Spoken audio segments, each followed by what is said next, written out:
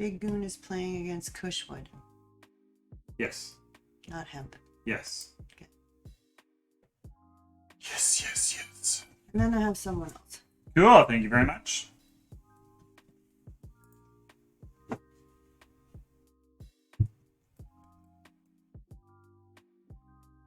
So it's is it versus is it? This game comes. I like games like this because I find that all of the games are basically they're a lot more skill intense.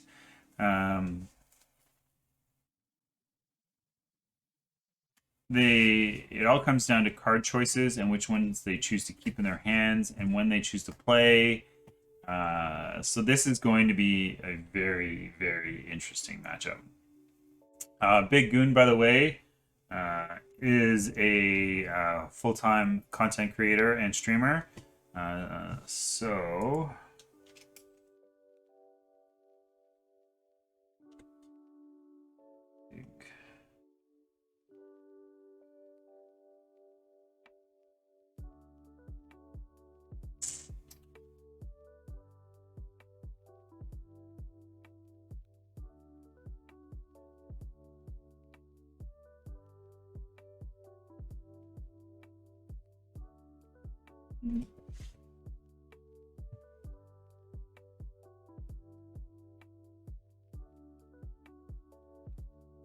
it's all definitely about land go here.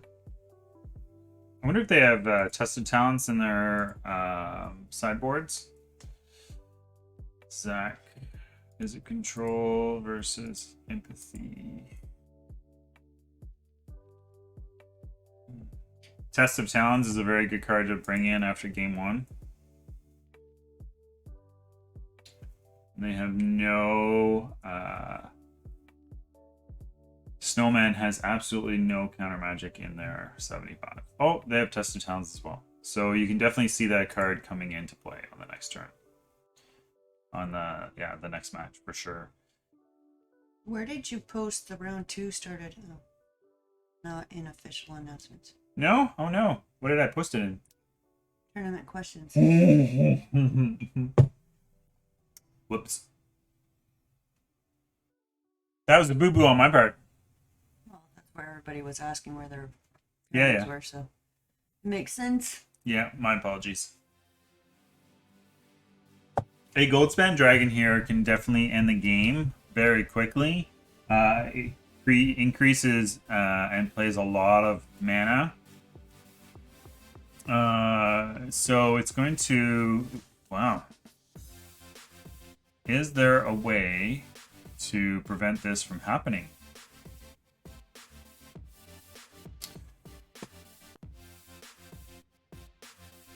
Totally. There's totally going to be a way to prevent this from happening. So this is our first look at Hall Break Horror. He's going to play, if he's smart, he's going to play... Oh, wow. A spell, and then put that spell back into his owner's hands. And because Diamond Bolt was foretold, it was only 1 mana, but now it's costing 3 mana to cast, which he does not have. So Goldspan's going to come in and attack, creating 2 more mana. Wow, this is actually really amazing. So from here, I wonder what he does. I guess nothing, eh? Well, he'll definitely be able to kill the Goldspan Dragon if he chooses to use the board wipe, burn down the house.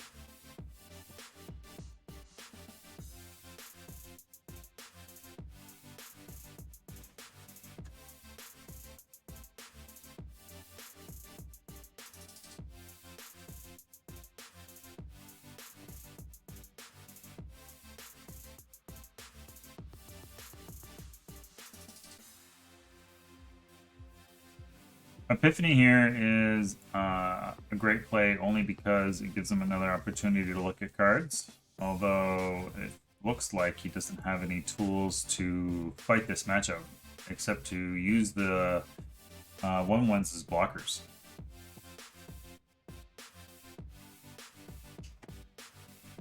Now, a lot of players and content creators have said that Hallbreaker Horror is the Mirror Breaker. I definitely believe it is a powerful card. I'm not really sure that it's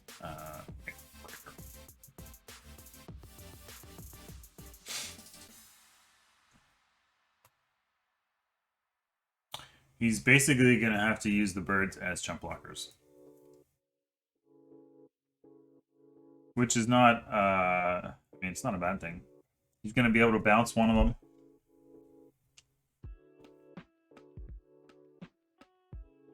He's looking for a spell so that he can bounce the other one and just attack him for 7.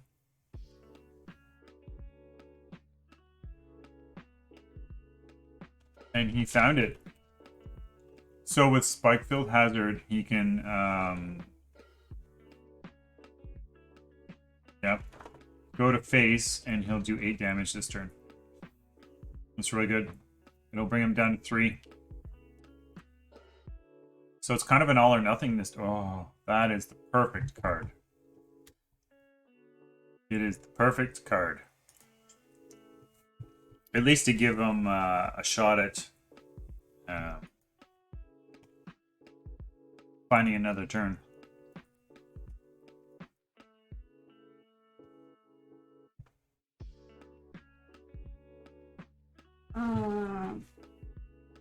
Candy Daniel didn't play? It's possible.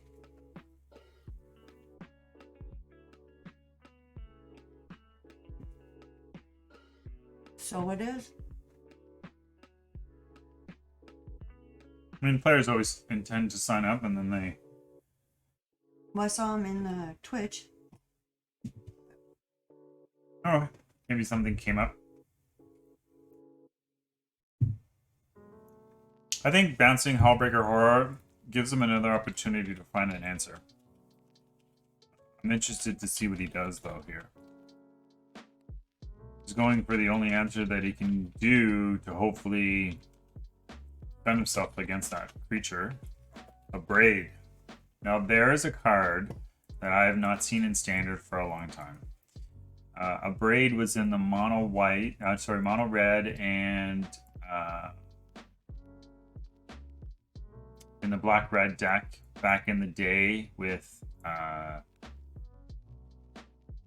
Vehicles and Chandra, Torch of Defiance. Now that was a powerful deck. And I think that's the deck that Sweet and Salty learned how to play Magic on.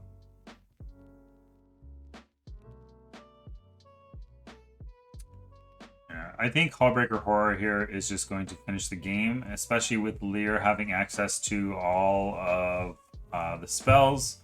It's going to bounce both. It's going to kill one, bounce the other, and then attack for 7. Good game for... Good game, absolutely. Good, very good game for Goon. He played it to a T. Now we're going to move to Cyborn on round 2. We get to see which each player chooses.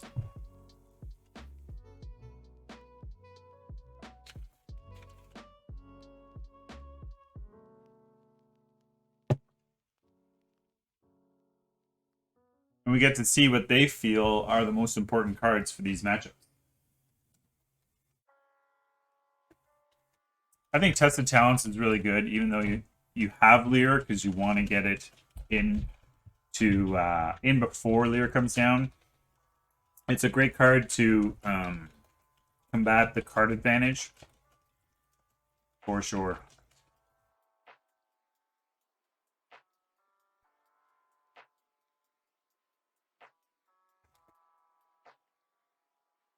Thirst for Discovery. Now that's a card that I have yet. Thirst for Discovery. I haven't played it yet. Draw 3, then discard 2 unless you discard a land card. That's pretty good. That is pretty good. 3 mana, draw 3. At instant speed, and then you discard a land. That's quite the card. Snowman is still deciding on what cards to take in and put out. These matchups, like, I know that people are not, there's a lot of people that aren't a fan of the Epiphany decks, but I really like this matchup because it all comes down to skill, card choices, when to play the right cards, when not to play the right cards. It works both ways. There's a keep for Snowman on both sides. So Snowman's going to go first, so we'll go back to that screen. Because he is on the play.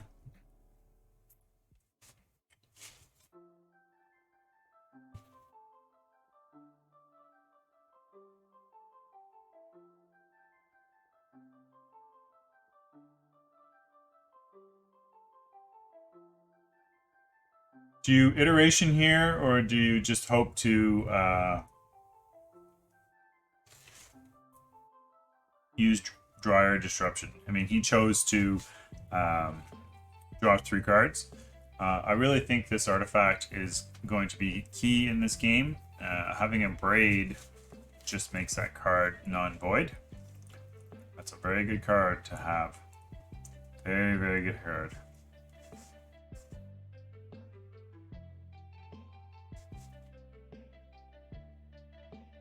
So he iterations here, knowing that he can play a land and use a Braid.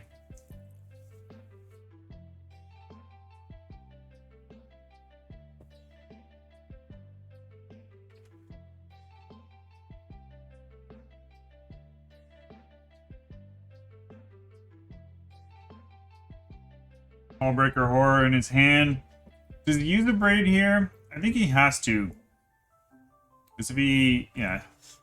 I mean, he can also use Gyre Disruption if he tries to get out a dragon early.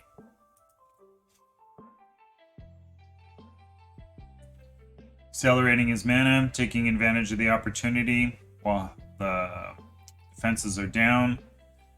So he plays the land here, and he can either Goldspan Dragon into Gyre Disruption, which I think is not... I mean, I like that plan. I'm just not sure if he plays his own dragon. Does he have the tools to stop it? No, he doesn't. Oh yeah, he does. Yeah. So he still has 1 token left, which he can use to allow Goldspan Dragon to come down. So he's going to attack here, and he'll have access to 4 mana, which basically means he can. What can he do? He can Windfall, or he can bounce Goldspan Dragon. Goldspan into Goldspan. Great card here.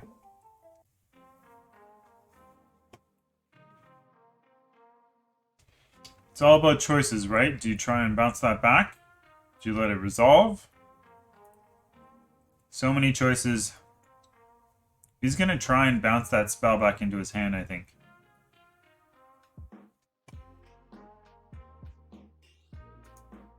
It looks like that's what's happening.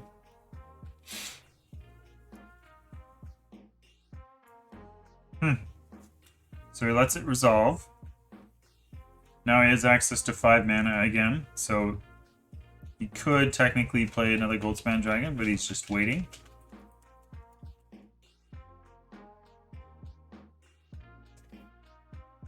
That's a lot of mana.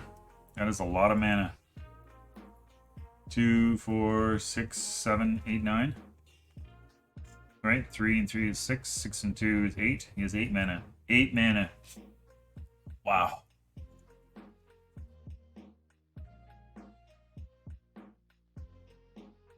What's he gonna go for?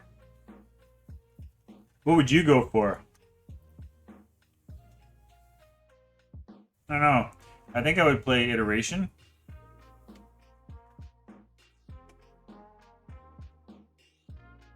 I mean, if you play Epiphany, you get another turn, and you'll have enough mana to make sure that it comes through. And then you're hitting for 6 on the next turn, bringing your opponent down to 6. That's not a bad idea either. If he had a creature land, he could have ended the game right here. Now he just has access to so much mana.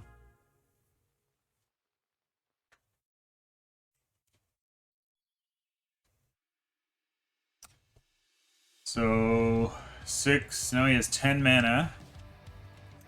Do you try and search for another Epiphany?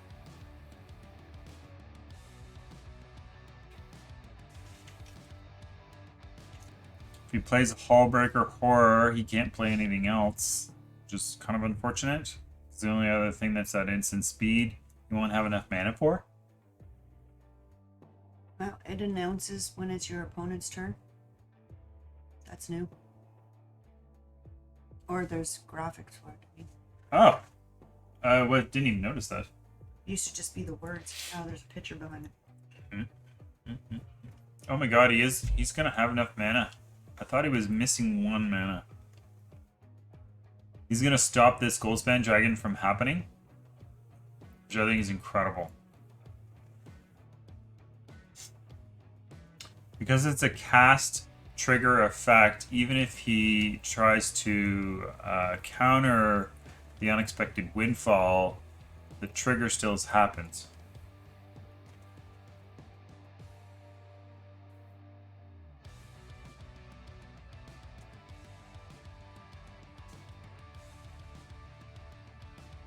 Oh, thank you very much for your subscription for 10 months. Wow. It's Brandon. Yeah, thank you very much, Brandon. That's incredible. In 10 minutes. Ooh.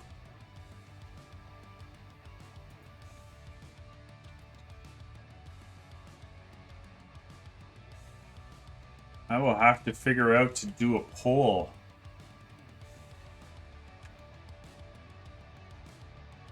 Although, I'm not really sure why bouncing this is a good idea.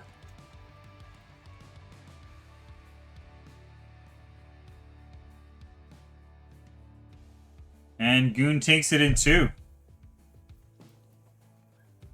Off the back of Hullbreaker Horror.